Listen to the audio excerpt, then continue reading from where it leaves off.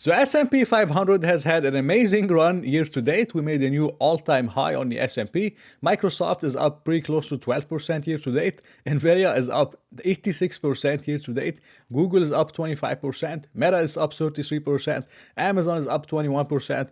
Berkshire Hathaway is up 17%. Most of these stocks have been doing amazingly well, and it's been good so far. And in my videos, I focused on the argument of why this rally will most likely continue. Because normally, whenever we have such rallies, most people will believe that we're going to have a market crash very soon. They start looking at indicators and certain things to justify us having a market crash. And if you look back at most of my videos since 2023, I've been pretty much bullish on the S&P. And my thesis was that this rally will go higher before we most likely go lower in the future. And my last video, my last two videos, I talked about why stocks are close to bottoming out.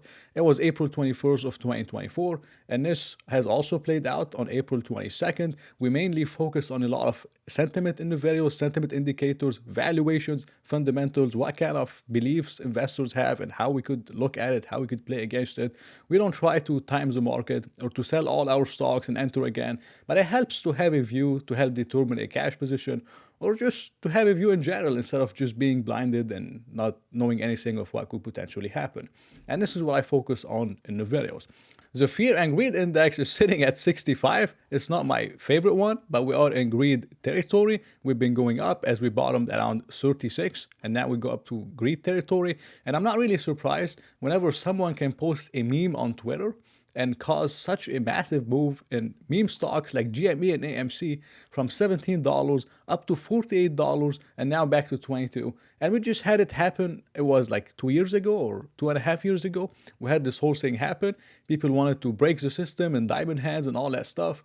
And most people unfortunately lost a lot of money. Maybe you've heard about these stories in a lot of the movies they made. People lost a lot of money because they were trying to break the system and diamond handing instead of focusing why are they in the market in the beginning, which is to make money. And that's what happens. But it's just surprised me that people haven't really learned from their mistake. Not everyone, but a lot of the people that did that stuff. And I was just surprised. I mean, we do have a lot of greed in the market, and it concerned me. I was not expecting that. But if we look at the Mega Cap 8, which is what Yordini has, it's mainly the Magnificent 7. I think they add Netflix to it, Mega Cap 8. This is the main argument I've been seeing over the last year. And I have to make it clear, I'm not a big fan of the Magnificent 7 stocks. I only own one of them. And the rest is mainly small and micro caps. This is my area. That's where I focus on, mid caps, large caps. But I don't really like the Mega Caps. I just own one, but that's it. But for the Mega Cap 8, they make up 28.2% of the S&P, and it's pretty close to record high. And the main argument is that this is a bubble, this is unsustainable, and we have to have a crash because it's just not sustainable. And I've been on the other side again, and I've been more bullish on the Medcap 7 or the Magnificent 8 or whatever you call them. And if you look at this chart from FactSet, and it mainly shows the 5 of the Megacap 7 or Megacap 8, which are Amazon, Google, Meta, Microsoft, and Nvidia. These 5 companies, they grew earnings 64.3% in the first quarter of 2024. The other 495 stocks, it was negative 6%. I mean, that shows you where most of the earnings growth are. And these companies are just amazing. Amazon is an amazing company. Meta is an amazing company. Microsoft, Nvidia are amazing companies. If you take out Apple and Tesla, I mean, you could see the massive effect these companies are having on the Magnificent 7 or on the S&P 500 in general, which is why I believe most of the percentage making up a high percentage of the S&P is justified because these companies are just crushing it. And most of the other companies aren't really crushing it as much as those companies. And the best part is it's expected to continue. In the second quarter, those 5 companies, they expected to grow earnings 34% year on year, then 17% year on year, then 19.8% year on year. This is massive growth for those 5 companies or for the Magnificent 7 Mega Cap 8s in general, which is why I believe that a lot of the share of the S&P, it's not really means that we're in a bubble. It doesn't mean that we're going to have a crash that's unsustainable because those companies are just crushing it. And this is the truth. And some of them are still somewhat fairly valued. You could make the argument. Meta, I believe, is still fairly valued. Google is somewhat fairly valued. Amazon is not the most overvalued company in the world. Try comparing Amazon and Costco, you could see, and the earnings, you can see what I'm talking about. So these companies could still have a long way up to go. And this is what I'm saying. For the mega cap 8, they still trade at a forward PE ratio of 28 times. 28 times might seem like a lot, but those companies altogether, they're growing earnings 35% in total. And for 28 times earnings, this is not as expensive as you believe. It might be, yes, expensive, but we're nowhere close to where we peaked around 38, 39 times. So this is, again, not enough for me to call for a crash just because they make up a large percentage of the S&P. And this is what I've been discussing in my videos. S&P profit margins is pretty close to record highs, 13.1 or 13.1%. This is record high profit margins. They're buying back more stocks than ever. You look at the earnings growth of the S&P. If you exclude Bristol Myers, now if you looked at Bristol Myers, it did not really decline in earnings 34% or something crazy. The numbers look scary, but it didn't really decline that much. I'm planning a video on Bristol Myers when I have time, but it was a lot of one-time expenses due to acquisitions, many different things. But if you exclude Bristol Myers, S&P 500 grew 8.3% in earnings in Q1 of 2024. And to me, this is very decent growth. Anything above 8% for the valuation of the S&P with record profit margins and companies buying back more than ever, issuing dividends, returning value to shareholders. I think that's pretty good stuff. And it's not really anything to be very bearish about. Now, for us to determine if we should be bearish or not, we don't really focus on the valuations or the fundamentals. What I focus on the catalyst. And the catalyst is not Warren Buffett holding a lot of cash. And this is just a very quick comment I'm gonna make on my last video, that every single year, Warren Buffett holds more cash. I mean, in 2017, he held more cash than 2016. 2018, he held more than 2017. Every year, pretty much, Buffett holds more cash because the insurance business is growing and many different reasons, many different things.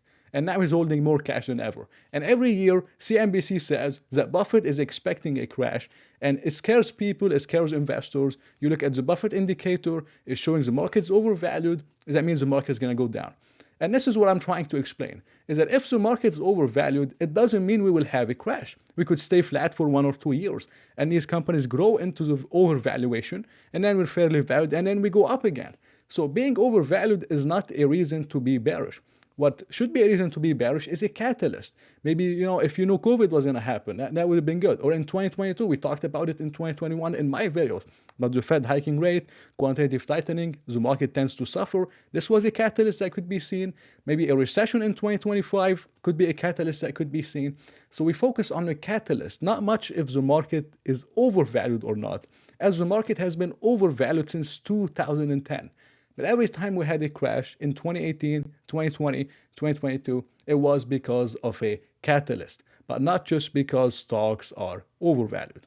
Now, if we look at one of the most important catalysts that could cause us to have a reversal, is mainly inflation. If inflation stays sticky and if it increases again, if it rises again, which I don't think it will happen, but if it does rise again, then maybe the Fed is going to have to hike rates again and enter another tightening cycle of 100 or 200 basis points. This would be very, very bad for the market. The market is still pricing in rate cuts for September, I believe. We're not pricing in a rate hike, and looks like Powell does not want to hike rates. But a very bad scenario for the market is if inflation stays sticky and even goes up a little bit.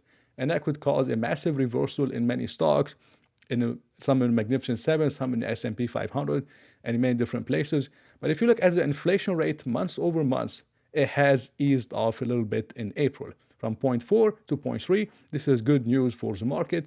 But if you look at the core PCE, which was the Fed claims, their favorite metric, it's been flat, 0.3, 0.3. This is, I believe, in total 3.6% year on year if it continues on this trend, which is an improvement from last year, but it's still not where the Fed wants it to be. But things have been improving. If you look at this very good graph, and it's mainly the percentage of the S&P, number of S&P 500 companies mentioning inflation on the earnings call. Once inflation was going up, they're all mentioning inflation, costs are going up, it's unsustainable, inflation is very, very high, margins are suffering. It was bad. And it was a good time to look at that stuff and be somewhat bearish. And it actually not predicted, but it was one of the contributors of the 2022 crash of 412 companies out of 500 were mentioning inflation on the earnings call. Now, this number went from 412 to 219. This is a new low, from 285 in Q4 of 2023 to 219. in terms of CEOs being worried about inflation on the earnings call. They haven't been mentioning it as much as they did before. And to me, that looks like an improvement. They're saying inflation ease off and the CPI could potentially ease off in the future. So inflation concerns are, diminishing. And this is good news for stocks. The second one is mainly the CEO confidence surveys. They take a survey and ask the CEO and they try to see if they're confident or not, or what they believe in the business, what they believe in the industry, what's really happening. And this indicator of the survey has been improving, which is also good news for the market. But Powell is still not satisfied and he expects to hold rates for longer. And I think the market has most likely priced it in. So in terms of catalysts, the first one that I'm seeing is if we have more resilient inflation, if inflation goes up again, it's bad news for the market. But the second one that I'm seeing, and I'm seeing it more and more, and this is mainly us having a recession, not in 2024, but in 2025. And I talk about this indicator in every single video because I think it's very, very important. The 10-year minus 3 months. Every time we go negative and we go positive, something bad happens. Like what happened in 2001, we went positive. We had the dot-com bubble. Same thing happened in 2007, we went up. We had the 2008 financial crisis. Same thing before COVID. Also, maybe COVID was the reason, it was a catalyst, but we had a very weak economy even before COVID. And now we're the most inverted we've ever been, I believe. And we're sitting at negative 1.4 in terms of inversion. And we're nowhere close to turning positive, which would potentially show me that for us to have a recession, this indicator will most likely have to reinvert into positive territory. And we're far from it. So this is why I'm not seeing it happening in 2024. My argument was that it will most likely happen in 2025. So if we will have a crash, because of a recession, because of the rate hikes taking time to work themselves in the economy, as a lot of experts claim, I'm seeing it happen in 2025, but not even close to 2024 and not even close to whatever we are right now, which is why I haven't been holding a lot of cash. I've been selling some put options, doing some short-term stuff on the loss of safety. Like I bought Pepsi in my video when I talked about it. It was 160, now it's 180. I can sell it and raise some cash if I wanted to. I've been selling put options on Palantir after earnings, and I do things like that with my cash position. So my cash position is very, very small because I put my money where my mouth is. And I told you guys, I'm just not seeing any major market crash anytime soon. Although I want a market crash, I want stocks to go down so I could buy more, but it doesn't mean this is reality. And a lot of us, we look at what makes us, more money or what makes us what we really want, what's in our best interest, instead of looking at reality and try to play around it. And for me, the way I'm seeing everything I showed you in this video, it's not as bad as it looks. Magnificent Sevens are still growing. The S&P is still growing. Everything is still fine so far. So far, as I said, inflation has been easing off. So this is also an improvement. Companies aren't mentioning inflation as much as they normally do. This is an improvement. The yield curve is still negative. It's more inverted than ever. We're not likely going to have something bad happen unless it turns positive. And it has happened 100% of the time. So unless this time is different, I'm not seeing anything major happening in 2024. It doesn't mean we can't have a pullback, but I just don't think it's going to be a major crash right now in 2024 before the election and before all these things happen. And this is the last graph I'm going to share with you again. And it mainly shows of the market bottom and how much it went up, for how long it lasted. And for 2022, this is when we bottomed in October of 2022. The S&P is so far up 43%, and this bull market has lasted 18.7 months. Now the average was 157% gain. Now we're only at 43%, but the average was 157% gain, and the average period of this bull market from the bottom was 57.6 months, and we're only at 18.7 months. Now it doesn't mean it cannot end earlier. For example, the one from 2020, it lasted 21.4 months, but it was 114% gain. The current one is 18.7 months and 43% gain, which is another thing that I'm seeing of why it will most likely be in 2025 and not in 2024. And this is just my opinion on this whole thing about the market, inflation, sentiment, valuations, and everything that I'm saying. And it wasn't financial advice, just my opinion as usual. So I want to thank you again very much for watching my video. If you enjoy it, press the like button, maybe consider subscribing, and I hope to see you in another video.